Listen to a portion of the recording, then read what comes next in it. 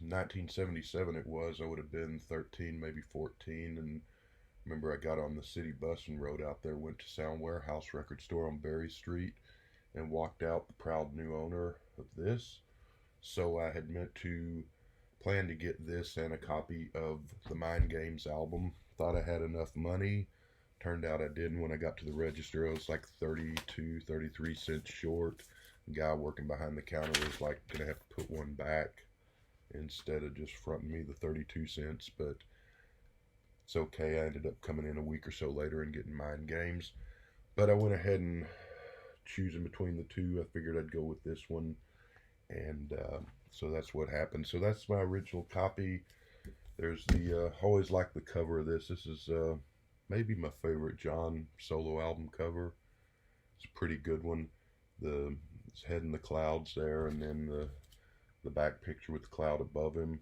You can see my old copy, the plastic or the laminate. I don't know if that's going to show up. It's sort of flaking away and peeling away in places. But my copy still plays fine, and I'm glad to have it. It's one that I've had for 40, 42, 43 years. Here's your inside label. That's everybody that plays on the record. This is song listing with everyone who plays on the record, so if you want to read it, you got to sort of turn it around and read it.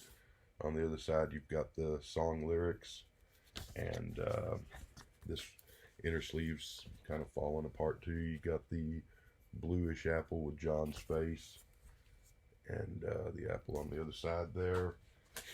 Then on record store day of, I don't know, 2010 or 11, I'm not sure, I don't remember, but it was one from quite a few record store days back.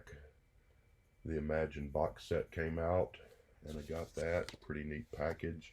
It says Imagine somewhere on here, and I don't know if that's going to show up. Oh, yeah, it says John Lennon Imagine on the right there, if that shows up or not. But it's a neat box set. You take the box off, there's the inside. You've got the regular album in there, which is pretty neat. And you've got a second bonus album of, this is the 40th anniversary edition, so I guess it was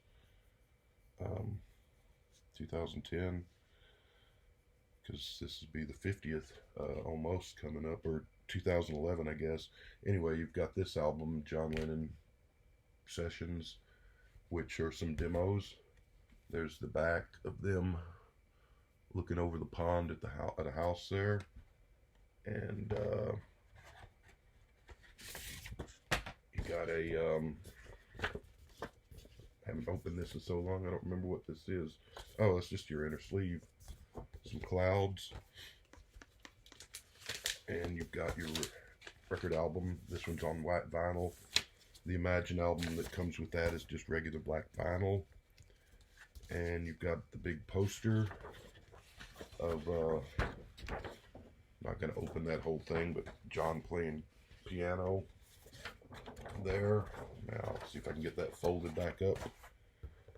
And the postcards that came with the original Imagine album, which were not in the copy that I bought in 1977.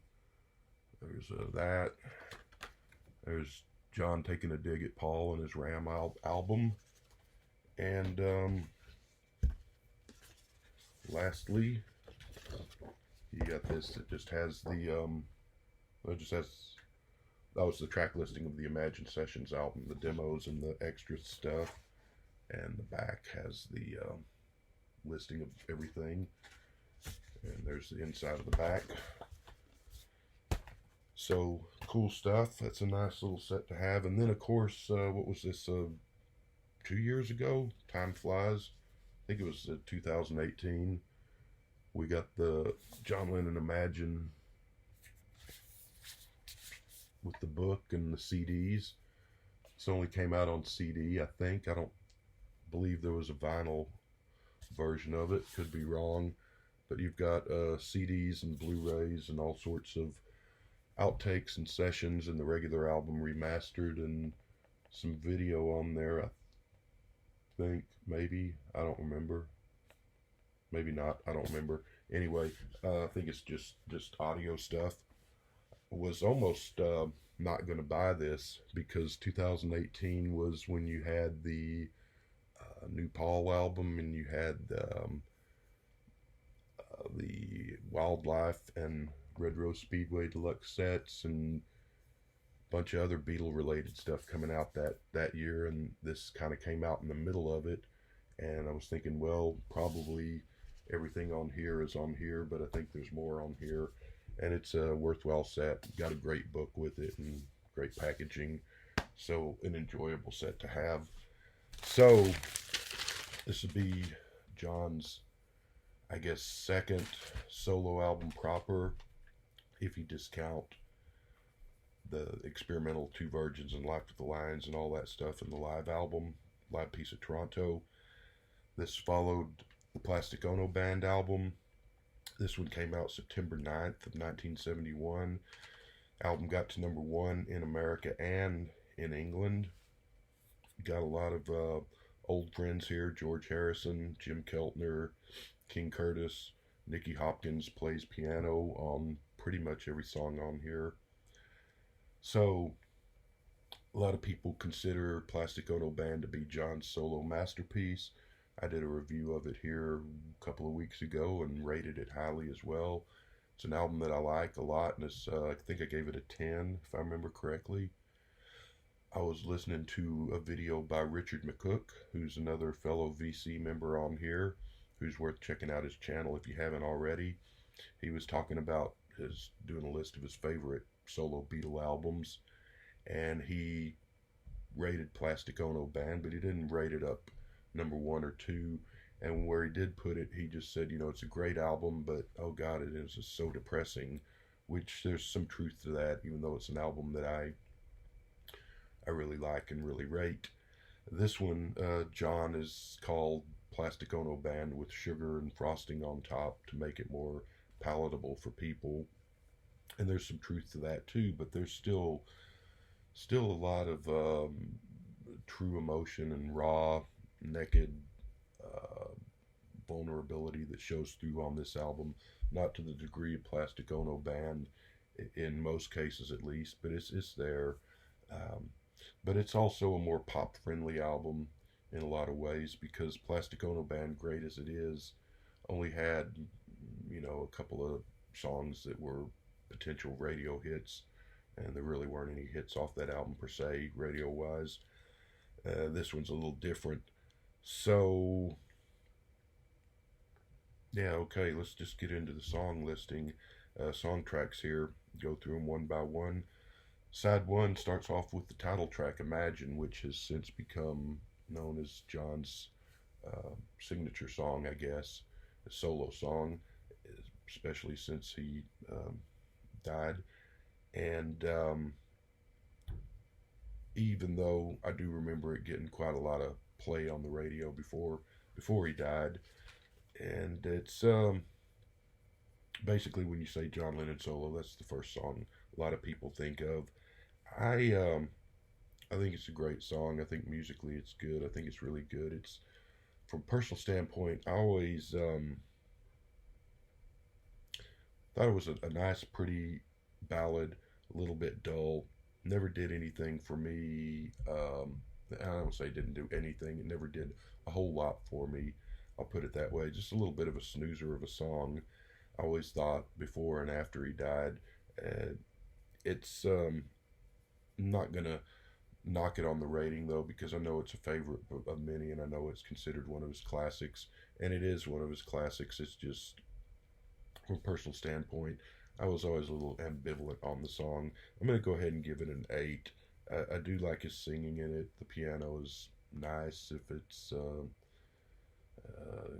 kind of can put you to sleep if you're not in the right mood.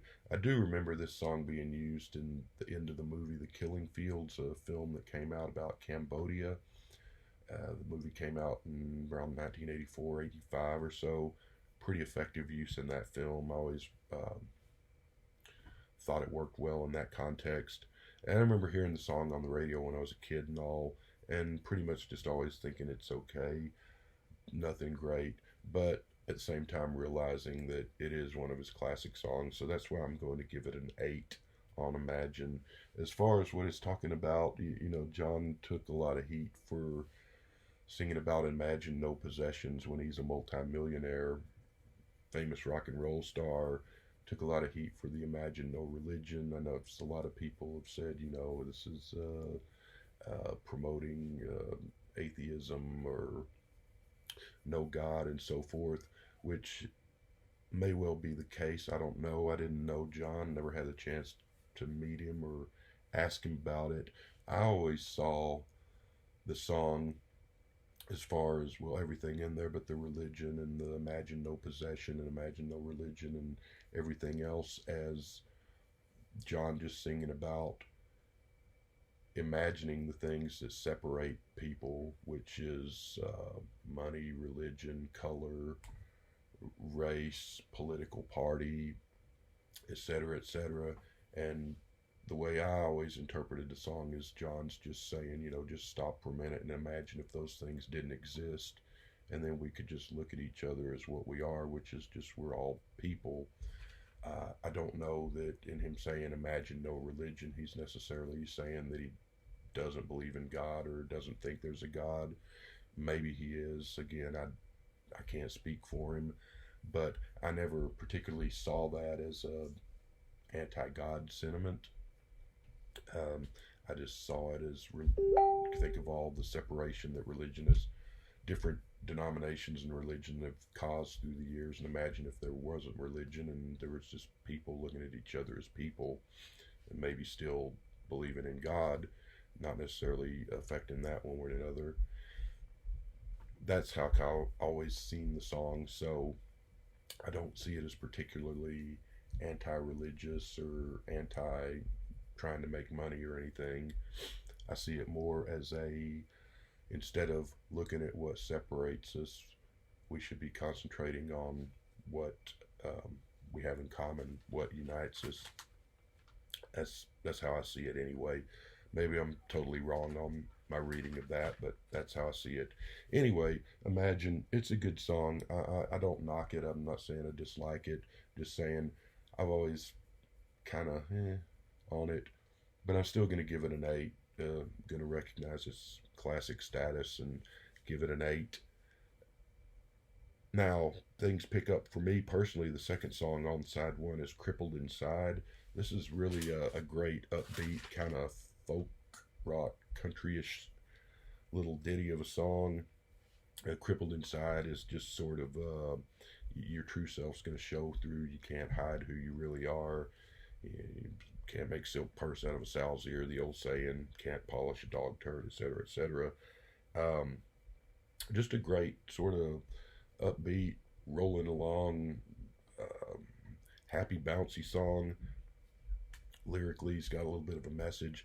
I love this Crippled Inside song. I'm going to give it a 9, and I'm going to give a special little shout out to Nicky Hopkins, who, like I said, plays on, I think he plays on every song on the album. I might be mistaken there, but his piano is always a treat to hear Nicky Hopkins play piano, whether it's playing on some of the early Who recordings or the Rolling Stones stuff in the 60s, or playing here with John and some other solo Beatles stuff he did. He's just a great keyboard and pianist and keyboardist, and just had his own style. You can always sort of recognize Nicky Hopkins, and was one of the great ones, and it's just a joy anytime you get to hear him play.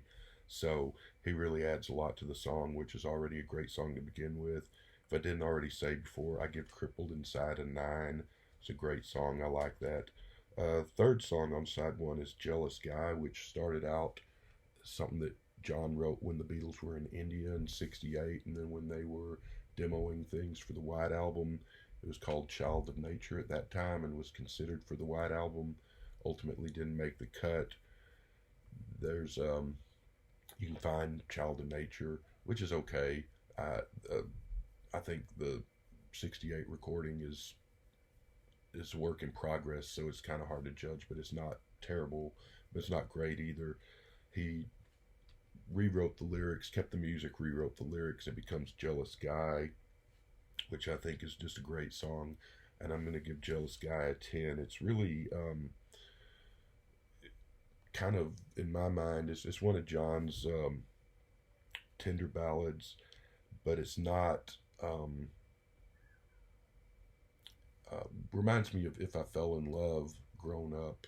I guess the grown up version of that, because it's sort of a grown up's take on love, as opposed to uh, when John wrote If I Fell, he was early 20s, and when he wrote this, he was 31 or so. So it's sort of the same, looking at the same subject from the vantage point of being a just out of your teenage years, early 20s, to looking at the vantage point from being an adult in your 30s there. And it's one of those moments, John's moments of unguarded openness, which you got a lot of that on the Plastic Ono Band album, and you got a lot of that in the Beatles and throughout John's solo career too.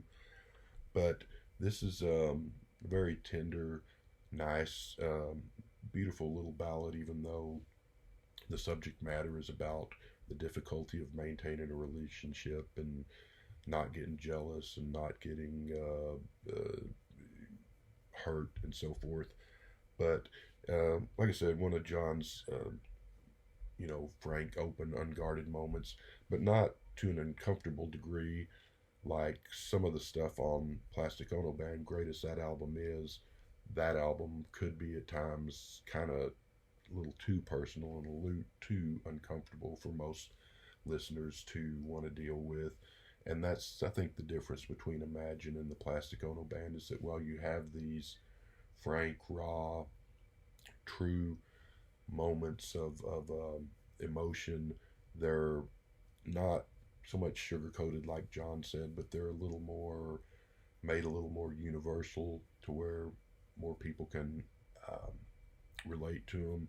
But they're also buoyed by a little more hope than some of the stuff on Plastic Ono Band tends to be at times, maybe. So, Jealous Guy gets a 10 from me, and we move on to the fourth song on side one, which is It's So Hard. A funny song, this one, because I always forget it. And when I look at the Imagine album, when I take it out to play it, and I'll see It's So Hard, and I'm like, how does that song go again? And I never can remember till it starts playing, and I'm like, oh yeah, okay. So it's a song about the difficulties of life and the difficulties of sort of uh, collating your thoughts of how things should be with the way how things really are in life, sort of juxtaposing and bringing those together, and they usually don't work out, unfortunately. A lot of sexual innuendo in here. It's so hard, and there's wanting to eat stuff, and I'll let you imagination run wild with that. But it's okay. I think this might be maybe the weakest track on the album. It's sort of just a run of the mill blues rock song. Nice vocal on it, I guess, but I'm gonna give It's So Hard a 6. It's not one of the better moments. Crap, that thing froze. And